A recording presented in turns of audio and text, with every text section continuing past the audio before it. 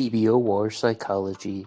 In this episode, we're going to look at the importance of maintaining a boundary between fantasy and reality and some of the personality types and behavioral patterns that you might encounter from people who fail to do so. I was once listening to the YouTuber Sierra Pine, who simply said that if you cannot differentiate between fantasy and reality, then you are dangerous. And at the time, I thought that was a very extreme statement, but the more I thought about her statement that if you cannot differentiate between fantasy and reality, then you are dangerous, on a fundamental level, that is correct, because that person is conflating things that are created in their imagination with things that are present in the reality that we all experience. Growing up, I knew someone, I guess you would call him my best friend for many years, even though we are no longer in contact, but he had exhibited a very particular type of distortion between fantasy and reality. If someone was describing something, a story that took place, or they were talking about an object, he would always claim that he could remember it, or he claimed that he was there, he was at so-and-so's birthday party, or he was on so-and-so's car trip, and he showed no signs that he was making up these fictitious stories when in fact he was not there. And after several years of knowing him, I had to determine that he was simply visualizing this in his imagination. He could comprehend what some people were saying about going to that birthday party or going on this car trip with somebody. Therefore, he thought that it was the same as a real memory that he had actually experienced in the physical world. Thus, it was a conflation of fantasy and reality. And this led to a lot of problems in his life, simply thinking that, if you can imagine it for yourself, someone cannot tell the difference between the fantasies that they have or the powers of their own imagination versus a reality that is shared by more than one person. The balance is going to be completely out of order, and this person is going to also have a set of parameters that are not going to be aligned properly.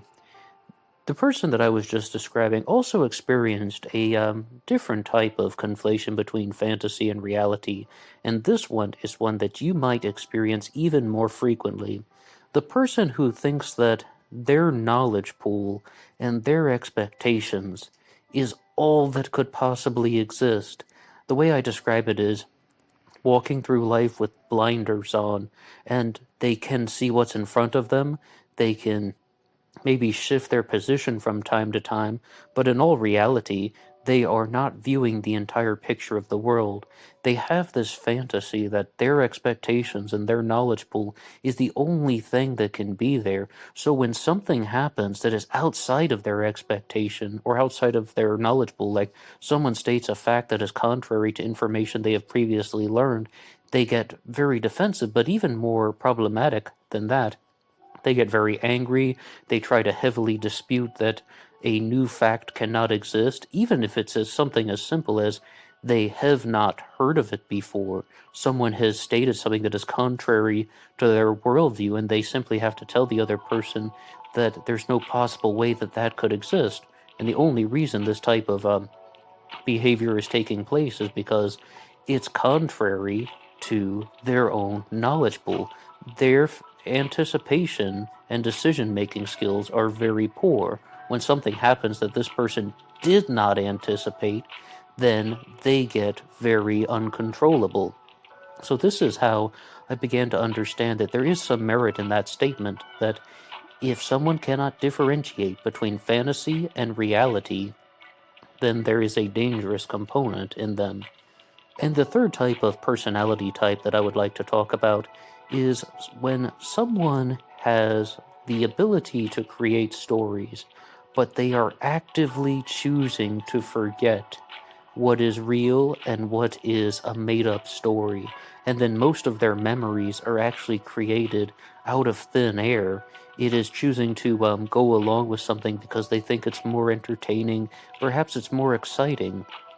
but there's an enormous amount of importance that must be placed on the actual historical events that have taken place, the actual chronological events that have taken place in someone's life. And from time to time, you may have even heard somebody said, no, I want to think that this is true because it's a better story. Well, some people cannot differentiate between what is entertaining and pleasing to them and what actually happened, whether it's pleasing or a bitter pill that they are choosing not to swallow. Many times growing up, I encountered people who would say things that were not true. When people make up stories when they're children, they're talking about their imagination, and they don't always filter their imaginary daydreams with events that have actually taken place in real life. But when I would confront people with contradictory evidence, or simply point out the fact that there is something that is wrong with their story, many of them would end up confessing, okay, it's not really true, I'm just having a laugh. And they were very much aware that they're just talking about their daydreams of it as if they were real, but that is just a continuation of a fantasy. That person has the ability to differentiate between fantasy and reality, and they are maintaining that boundary. They might be trying to say something that isn't true. They might be telling a lie even. But ultimately, at the end of the day, they know where the truth begins and where it ends, and where the lie begins and where it ends, or where the fantasy and the daydreams begin and end.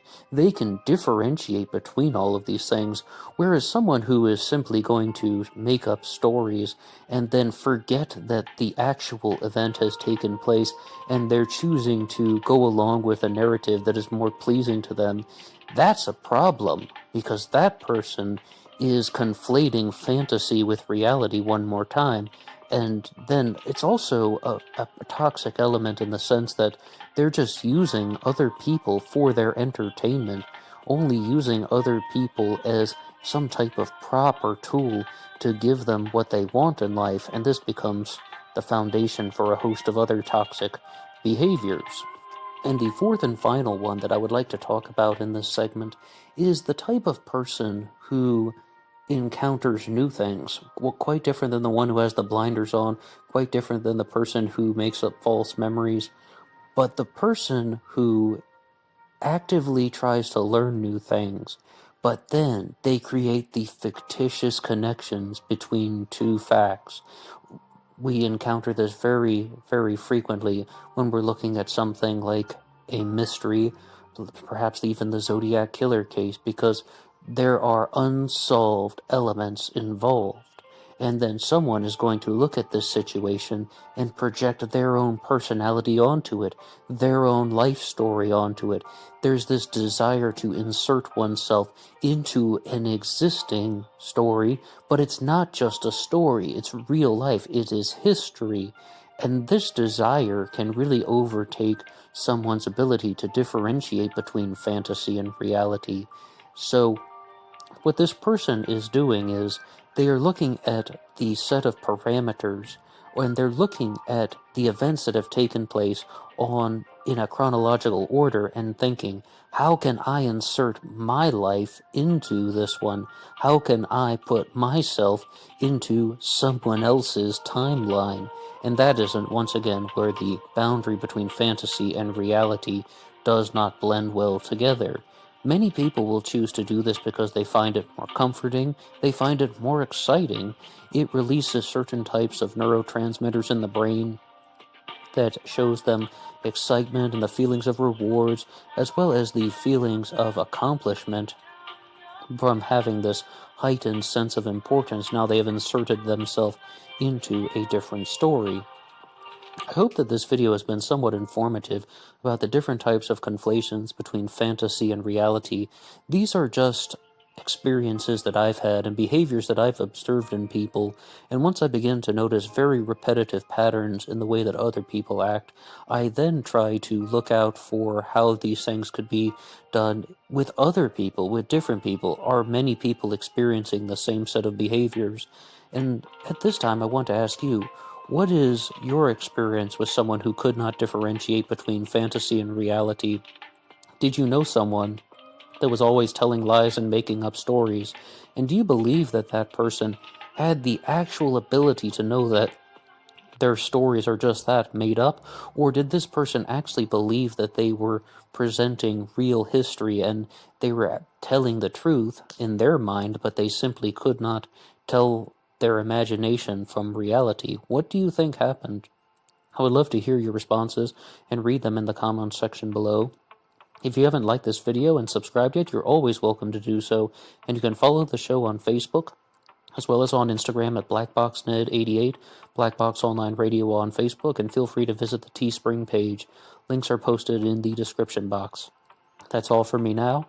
I will see you on Instagram for the bonus podcast. Until next time.